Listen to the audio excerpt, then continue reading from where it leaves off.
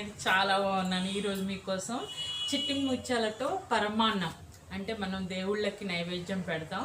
ఇది కొత్తగా పంట వచ్చినప్పుడు పెడతారు. అంటే మా చేన్లో కూర్చొని అక్కడ పాలు పొంగిచ్చి ఈ పరమాన్నం వండుతారు. అది నేను ఈరోజు మీతో షేర్ చేసుకుంటాను. ముందుగా మనం స్టవ్ వెలిగించుకొని ఏ కప్పుతో అయితే రైస్ తీసుకున్నామో దానితో కొలతగా తీసుకోవాలండి. నేను అయితే 1.5 కప్పు ఇలాంటి కప్పుతో 2 కప్పులు అంటే 1 ఫుల్ 1 హాఫ్ అంటే 1.5 కప్ తీసుకున్నాను. అలాగే బెల్లం కూడా ఇలా 2 కప్పులు తీసుకోవాలి. ఒక హాఫ్ కప్ ఏమో పల్లీలు అండ్ బాదం పౌడర్ చేశాను, ఇది వేస్తారు అన్నట్టు. అలాగే 2.5 కప్పులు పాలు. ఈ పాలలో ముందు పరమాన్నం ముందు బియ్యంని ఉడకబెట్టుకోవాలి. నేను పోయి రెడీ చేసుకున్నాను కదా. ఇప్పుడు పాలు నేను 2.5 కప్పు తీసుకుంటున్నా. ఇది కొద్దిగా బాయిల్డ్ అవ్వాలి. బాయిల్డ్ అయ్యాక మనం రైస్ వేసుకొని చెప్తాను. పాలు వేడెక్కే వరకండి మనం బెల్లంని కరిగించుకోవాలి. నేనైతే 2 కప్స్ తీసుకున్నాను. మీరు స్వీట్ ఎంత కావాలనుకుంటే అంత ఈక్వల్గా కూడా తీసుకోవచ్చు, కొద్దిగా ఎక్కువైనా తీసుకోవచ్చు. ఎక్కువైతే కొంతమంది ఎక్కువైందని అంటారు, లిమిటెడ్గా ఉంటే బాగుంటుంది అంటారు. మరి మీ ఇష్టం, అది మీ ప్రాసెసింగ్తో మీరు కొలతలు పెట్టుకోవచ్చండి. నేను ఇందులో ఒక హాఫ్ కప్పు వాటర్ పోసి బాయిల్ చేసుకుంటాను.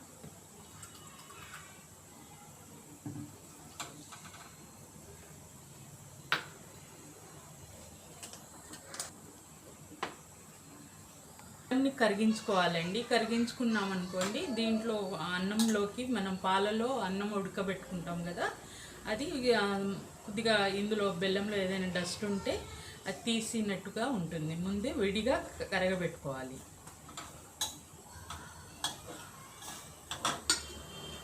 కూడా మనకి బాయిల్ అయిపోయాయండి. ఇప్పుడు మనం రైస్ ఇందులో వేసుకొని ఒక 2 విజిల్స్ రానివ్వాలి. ఎందుకంటే మెత్తగా బాగా ఉడుకుతుంది కుక్కర్లో అయితే. అన్నం మెతుకులు చిన్నగా ఉంటాయి కదా, కొద్దిగా గట్టిగా ఉన్నట్టు బయట వండితే అలా వస్తుంది. సో ఇలా మనం కుక్కర్లో ఒక 2 విజిల్స్ వేసుకున్నాం అనుకోండి, చాలా బాగా ఉడుకుతుంది. ఈ బియ్యం నేను ఇందులో పాలలో వేసేసాక క్యాప్ పెట్టేస్తాను. ఇది పాకం కూడా రెడీ అయిపోయిందండి. పాకం లాగా కాదు, కరగబెట్టుకోవాలి. కొద్దిగా వేడెక్కితే సరిపోతుంది. ఇప్పుడు మనం రైస్ వేసుకున్నాం కదా, ఒకసారి కలుపుకొని క్యాప్ పెట్టుకున్నాం. ఈ బియ్యం అండి చిట్టి ముత్యాలు తొందరగా నానవు. దీన్ని మోర్ దెన్ ఒక 4 అవర్స్ వండుకునే ముందు 4 అవర్స్ నానబెట్టామనుకోండి, చాలా బాగా ఉడుకుతుంది. దాని ఫ్లేవర్ మనకి చాలా బాగా తెలుస్తుంది. మంచి కమ్మటి వాసన ఉంటుంది, సెంటెడ్ స్మెల్ వస్తుంది దాంట్లో నుంచి. సో నానబెట్టుకున్నాం అనుకోండి, చాలా బాగా ఉడుకుతుంది, చాలా టేస్టీగా కూడా వస్తుంది. మనకి 2 విజిల్స్ రావాలండి. దీనికి నానబెట్టిన రైస్ కాబట్టి 2 విజిల్స్లో అయిపోతుంది. అయిపోయాక తతిమ ప్రాసెసింగ్ చూసుకుందాం. 2 విజిల్స్ వచ్చేసాయండి. ఇప్పుడు నేను స్టవ్ ఆఫ్ చేస్తున్నాను. పాలు కుక్కర్లో పెట్టినప్పుడు సిమ్లోనే కుక్ చేసుకోవాలి. మనం ఎక్కువ హై పెట్టామనుకోండి, పాలంతా ఫ్లోట్ అయిపోయి మొత్తం కుక్కర్ అంతా పొయ్యి నిండా అయిపోతుంది. సో ఇలా సిమ్లోనే వండుకోవాలి. ఇది చల్లార్చాక మిగతా ప్రాసెసింగ్ చూద్దాం. మనం విజిల్ తీసి చూద్దాం. ప్రెషర్ అంతా పోయినప్పుడు తీసేయాలి. పాలు తక్కువ అయితే కొద్దిగా ఇప్పుడు పాలు వేడి చేసుకొని కలుపుకొని మొత్తం ఇది మెదుపుకోవాలండి. ఇలా ఉడికిపోతుంది. మీ దగ్గర రెడీగా పాలు ఉంటాయి కదా, ఇంకో 2 కప్స్ మిల్క్ పోసి మొత్తం కలుపుకొని బాయిల్ చేసుకోండి.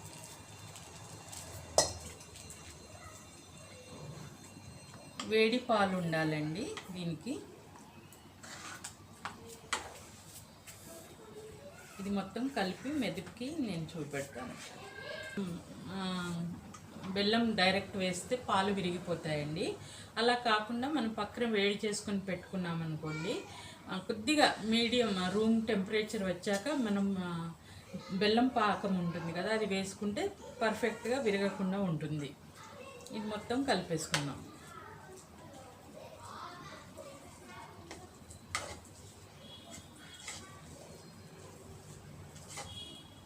చల్లార్చుకోవాలి. చల్లార్చుకొని మనం మిగతా ప్రాసెసింగ్ చేసుకోవాలండి. ఇలా ముద్దలాగానే ఉంటుంది. మన పాలు బాగా ఎంత వేసినా పిలుస్తూనే ఉంటుంది. ఇప్పుడు బెల్లం పాకంలో మనం పల్లీలు అండ్ బాదం పౌడర్ కలుపుకున్నాం, లేకపోతే అందులో గడ్డలుగా అయిపోతుంది.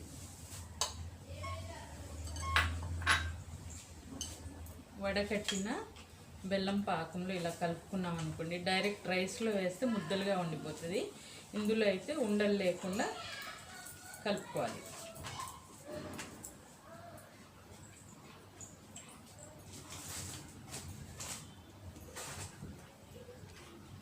ఇది పల్లెలో ఎందుకు చేస్తారంటే, మన జొన్న చేను పంటకు వస్తుంది, కోతకు వచ్చే టైంలో పాలు పొంగిస్తారు. పాలు పొంగిచ్చి ఇలా పరమాన్నం వండుతారు అన్నట్టు, మా ట్రెడిషనల్ అది. సో నేను అది మీకు చూపెడదామని చూపెడుతున్నాను. ఇది ఉండలు లేకుండా కలుపుకోవాలండి. ఒకసారి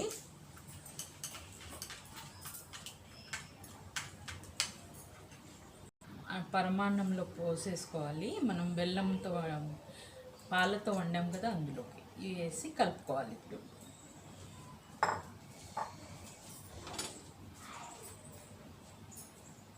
మొత్తం ఇలా కలుపుకొని మనం డిష్ అవుట్ చేసుకున్నాం. కలిపేసుకున్న దాంట్లో ఒక చిటికెడు ఉప్పు కూడా వేయాలండి. డైరెక్ట్ పరమాన్నం నైవేద్యానికి పనికి రాదంటారట పెద్దవాళ్ళు. సో నేనైతే ఇలా 1 pinch ఇలా తీసుకొని, మన ఇంట్లో తినేదానికి ఉప్పు కంపల్సరీ వేసుకోవాలంటారు. ఉప్పు కొంచెం కమ్మదనానికి ఇస్తుంది, అలాగే ఎలాంటి దోషం లేకుండా ఉంటుందని అంటారు పెద్దవాళ్ళు.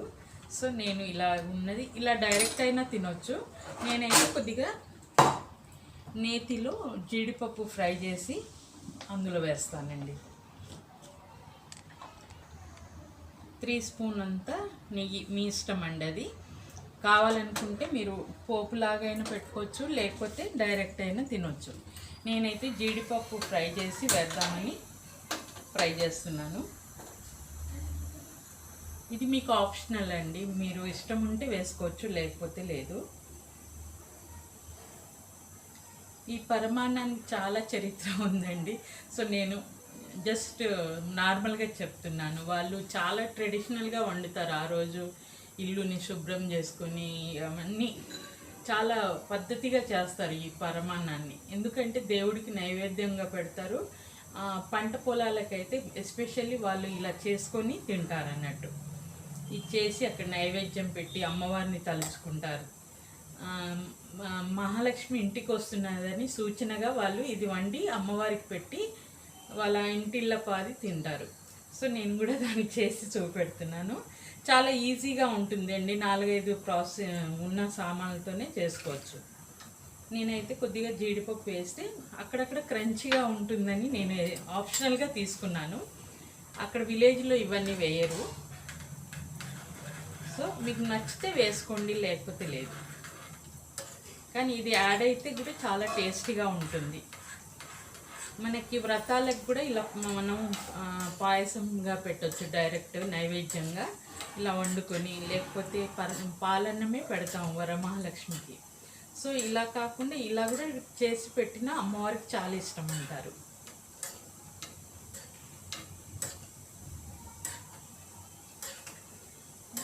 జీడిపప్పులు ఇలా గోల్డ్ కలర్ వచ్చే వరకు నెయ్యిలో వేపుకోవాలండి.